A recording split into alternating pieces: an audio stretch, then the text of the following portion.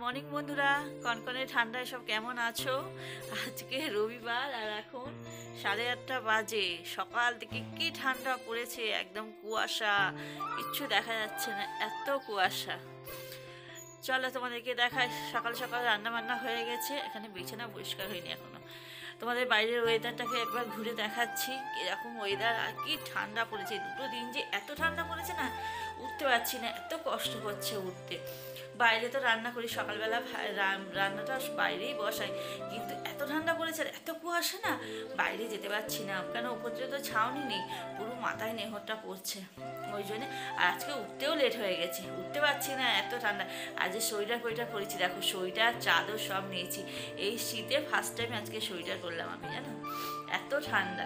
আর সকালবেলা এখানে রান্না বান্না হয়ে গেছে, তোমাদের দাদাভাই কাজে বেরিয়ে গেল, তাও একটু লেট হয়ে গেছে, তরকারিটা নিয়ে যেতে পারিনি, তরকারিটা ফুটছিল সবে, নিয়ে যেতে পারিনি। আর চলো তোমাদেরকে আগে দেখিয়ে দিই কী রান্না বান্নাগুলো করলাম। এখানে দেখো শিম আছে, বেগুন আছে, আলু, মটরশুঁটি, কাঁচা টমেটো, পাকা টমেটো দিয়ে 5 ফোড়ন আর কাঁচা লঙ্কা দিয়ে চচ্চড়ি করছি এখানে। এই তরকারিটা নিয়ে যেতে পারিনি, জানো। এসব সব পুষলাম তাড়াহুড়ো করে। আর এই যে হাঁড়িতে দেখো ভাত হয়ে গেছে, গরম গরম ধোঁয়া ওঠা ভাত।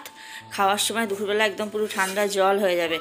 আর এখানে বেগুন ভাজা, আর এখানে মসুর ডাল, কাঁচা লঙ্কা কাঁচা তেল দিয়ে হচ্ছে সিদ্ধ করেছি। আর এখানে কালকের একটু ভাত আছে, এইটাই সমস্যা, কে খাবে। বাসন মেজেছি, দেখো সমস্ত বাসন মেজে এখানে উবুর করেছি, বেসিন পরিষ্কার হয়ে গেছে। বাসন কুসন সব এই টেবিলটায় জড়ো করে রেখে দিয়েছি, সব তাকে সাজাবো। তাকটা দেখো বাসনের একটা পুরো ফাঁকা হয়ে গেছে, সব বাসন জল ঝরে যাক, তারপর সাজাবো। আর আমি এখনও চা খাইনি, চা খাবো, কলে যাবো, একটু গরম জল আনবো। বাসি জলে একদম হাত দিতে পারছি না, আর তো ট্যাঙ্কির জল ঠান্ডা। সকাল থেকে আমার হাত দুটো না আঙুলগুলো কোনো সার নেই, এত ঠান্ডা জলে হাত দিতে পারছি না, কনকন করছে। কিন্তু রান্না করবো, বাসন টাসন না মাজলে তো হবে না। রান্নাঘর প্রথমে পরিষ্কার করে দিই, তারপর রান্না বসালাম।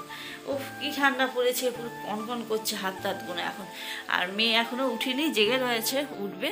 আমি এখন গিয়ে বিছানা, ঘরের বিছানা, বাইরের বিছানা সব পরিষ্কার করবো, চা খাবো। চলো পরে আসছি আবার কথা বলতে। বাইরেটা দেখো, চলো পরে আসছি আবার কথা বলতে, চা করে নিয়ে আসি, তারপর আসবো।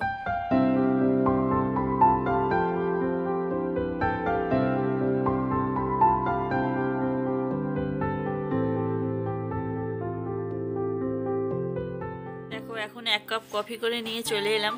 আর এখানে শাটারটা খুলে দিলাম, একটু রোদ্দুর এসেছে, এখানটায় বসেছি। সবে এখন সূর্যি মামা ওকে দিচ্ছে, এখন 9:45 বাজে, এখন কফি খাচ্ছি। এত ঠান্ডা না, আজকে চা খেতে ইচ্ছা করলো না, মনে করলাম কফি খাই। মেয়ে উঠেছে, মেয়ে আর আমি দুজনে মিলে এখন খাচ্ছি। চলো আবার পরে আসছি কথা বলতে। রোদ্দুরে বসে গা গরম করে তারপর চলে এসেছি ঘরে বিছানা পরিষ্কার করতে, কারণ 10টা বেজে গেছে তো।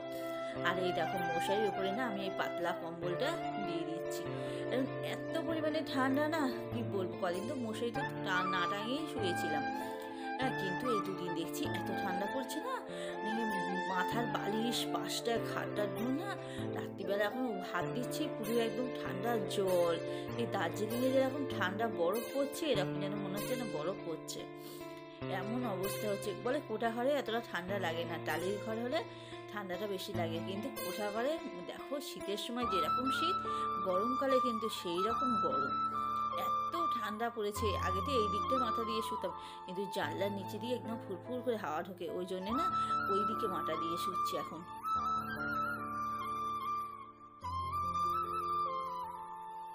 একটুখানি হালকা হাতে সমস্ত একটু মুছে নিলাম, খাট শোকেসটাগুলো, না হলে না এই প্রচণ্ড ধুলো পড়ে। একদিন আড়াআড়ি মুছতে গেলে না এত পরিমাণে ধুলো আসে না। তারপর একটু হালকা হাতে সব মুছে নিলাম, নিয়ে ঝটপট বিছানাটা গুছিয়ে নিলাম। আর ওই যে লেপটাকে নিচে ফেললাম, লেপটাতে রোদ্দুরে যাবে, রোদ্দুর উঠেছে। এই শীত পড়ে মনে হয় একদিনও মনে হয় লেপ রোদ্দুরে দিয়ে কামাই করিনি, প্রতিদিন লেপ রোদ্দুরে দিয়েছি। লেপ রোদ্দুরে না দিলে যেন রাত্রিবেলা শুতে পারছি না, এত পরিমাণে ঠান্ডা। আর মাদুরটাকে তো পেতে রেখে দিই নিচেই, যাতে একটু সন্ধ্যেবেলা একটু পা দিয়ে ঘন্টায় বসি, তো একটু দাঁড়াই ঘন্টায়, ওই জন্যে। তাই ঝটপট কাজগুলো করে নিলাম। আর এরকম যে ঝটপট যদি আমরা কাজগুলো সত্যি সত্যি করে নিতে পারতাম না, তাহলে না কোনো কষ্ট থাকতো না। মানে এরকম এত তাড়াতাড়ি যদি কাজগুলো সব হয়ে যেত। এই কাজ করতে আমার কত সময় লেগেছে, এই বাইরে মেয়ে বসে আছে, মেয়ের সাথে বকবক করছি, আর এদিকে কাজগুলো, হাতের কাজগুলো করে নিচ্ছি। একটা সংসারে কিন্তু সারাদিনে কিন্তু প্রচুর কাজকর্ম। তুমি যদি খুঁটিয়ে কাজকর্ম করা যায় না, সারাদিনের কাজকর্ম করে না শেষ করতে পারবে না। এত কাজকর্ম, সকালবেলা উঠেই তো আমার 2-3 রকম রান্নাবান্না হয়ে গেল। তারপর এই ঘর পরিষ্কার করা, ঘর দোর সমস্ত ফার্নিচারগুলো। একদিন যদি তুমি গ্যাপ দাও না, পরের দিনকে তোমার ফার্নিচারগুলো তুমি হাত দিতে পারবে না, এত পরিমাণে ধুলো হয়ে যায়। আগে ঘুম থেকে উঠেই তো প্রথমে তো বিছানা পরিষ্কার করতাম, ঘর দোর পরিষ্কার করে তারপর বাইরের কাজ করতে যেতাম। আর এখন তো সকালবেলা কাজে যাচ্ছে তোমাদের দাদাভাই ভাত নিয়ে, ও সকালে ভাত নিয়ে যাচ্ছে, সেই আস্তে আস্তে দুপুর হয়ে যাচ্ছে। ওই জন্য না ঘুম থেকে উঠেই আগে না রান্নাটার দিকে যেতে হচ্ছে। ওই জন্য ঘরের কাজ ফেলে রেখে আগে রান্নার দিকে একটা তরকারি ভাত ওকে রান্না করে দিয়ে তারপর আবার ঘরের কাজ করতে আসছি। যখন যেরকম তখন সেরকম কাজকর্ম সঙ্গে তো মানিয়ে নিতে হবে আর কাজকর্ম করতে হবে। আর এই দেখো অনেকটা সময় বাদে এখানে মাংস ধুয়ে মশলা করে মাংস আলু একদম কষাচ্ছি। আজকে মাংসটা ঝোল করবো না, একটু কষা কষা করবো, কারণ ওদিকে তো তরকারি করেছি ওই জন্য। এই দেখো একটু গরম জল দিলে না মাংসের টেস্টটা ভালো হয়। একটু গরম জল দিয়ে দিলাম, দিয়ে একটু মাংসটা ফুটতে দেবো।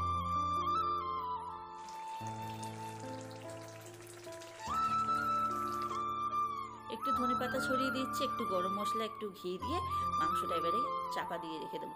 মাংসটা এরকম কষা কষায় থাকবে। তো আজকের ভিডিওটা এই পর্যন্তই, আমি বড় করলাম না। কালকে একটা নতুন ব্লগের সাথে দেখা হবে। টাটা।